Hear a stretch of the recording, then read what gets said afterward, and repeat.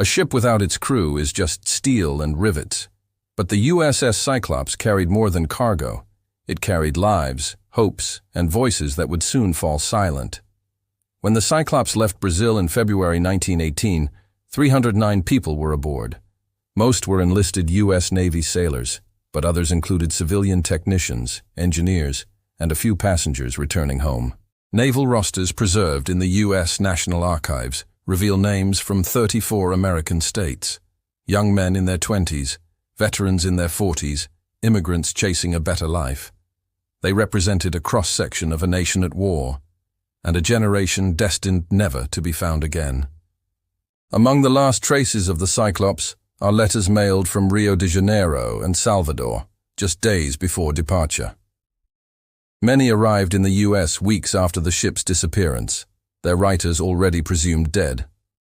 One sailor, identified as William L., wrote to his mother, "Brazil is warm and beautiful. We'll be home soon. The cargo's heavy, but the sea is calm. I just hope the ship holds. She feels tired." An engineer noted in his letter, "We have one weak engine, but the captain says there's no danger. The men are restless. Maybe it's the heat or something else." Simple words, written in haste, now the final echoes of 309 lives lost to the Atlantic. At the center of the story stood Commander George W. Worley, age 52. A seasoned mariner with a sharp temper, respected yet feared. Born Johann Wichers in Germany, he had immigrated to the United States and changed his name after naturalization, a fact that raised suspicion during wartime. Several officers described him as unpredictable and hard to please. Rumors suggested heavy drinking, paranoia, and hostility toward his men. During the Brazil stopover, witnesses reported heated arguments between Worley and his chief engineer. Tensions ran high, but there was no mutiny, no desertion. When Cyclops left Barbados, every man was still aboard, disciplined but uneasy. Life on the Cyclops was grueling. Temperatures in the engine room often exceeded 120 degrees, 50 degrees. The air was thick with manganese dust, a fine metallic powder that coated skin, lungs, and machinery alike. Meals were basic, water scarce, and the work never stopped. Men slept in shifts beside humming engines that never cooled. A former cook who had left the ship before its final voyage recalled years later, "She was an old ship, worn but strong. None of us believed she could sink. Cyclops felt immortal." Of the 309 people aboard, 13 were civilians, metallurgists, engineers, and contractors returning from Brazil. One, James S. Bryan, a chemical expert in metal alloys, kept a small travel diary.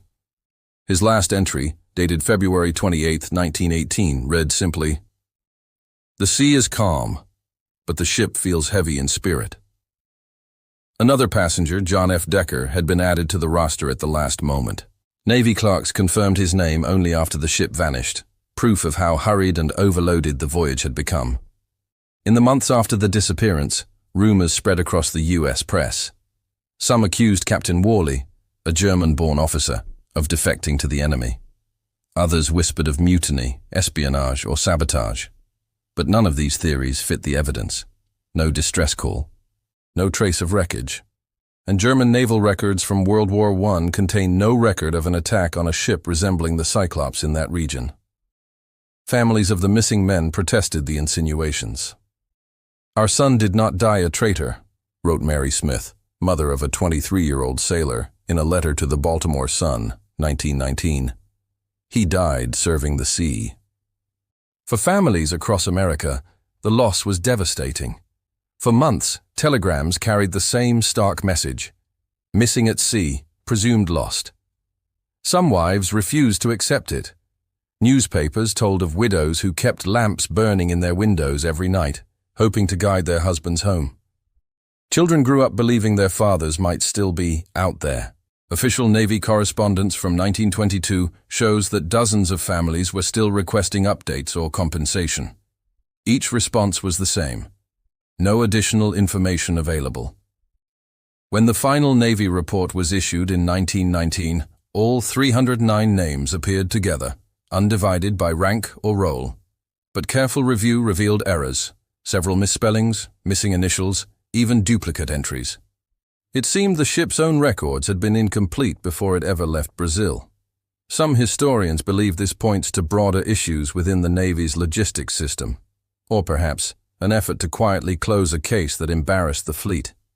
No evidence confirms a cover-up, but the inconsistencies only deepen the mystery. There are no individual graves for the crew of the Cyclops. At Arlington National Cemetery, one memorial plaque stands alone. In memory of those lost aboard USS Cyclops, March 1918, may the sea guard them and history remember them. A century later, in 2018, the U.S. Naval History and Heritage Command held a memorial service. A single bell tolled 309 times, one for every soul lost. The sound carried across the harbor, fading like the ship itself. No answers. Only remembrance. More than 100 years later, the name Cyclops still echoes through naval tradition, not just as a mystery, but as a lesson in humility before the sea. Perhaps the ship broke apart. Perhaps it found a storm no record captured. Or perhaps it simply went where memory cannot reach. 309 men. One ship. No trace, and an ocean that never gave them back.